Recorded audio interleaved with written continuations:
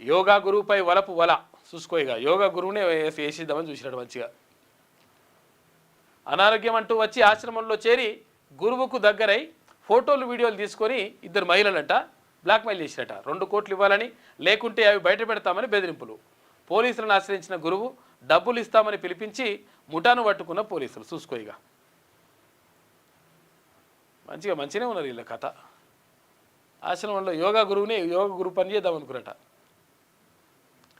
ఆయన యోగా గురువు హైదరాబాద్ శివార్లో ఆశ్రమాన్ని నిర్వహిస్తున్నారు.